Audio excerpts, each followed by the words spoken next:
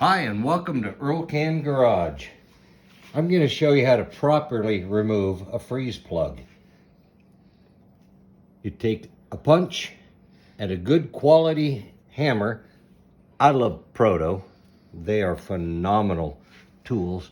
And just drive it off to one side and don't hit your hand. And once it gets sideways like that, you grab your Nip-X pliers or whatever you have on hand and you pull it out. That way you don't knock your freeze plug inside the water jacket and cause overheating. Then you reach down, you clean out the silicone.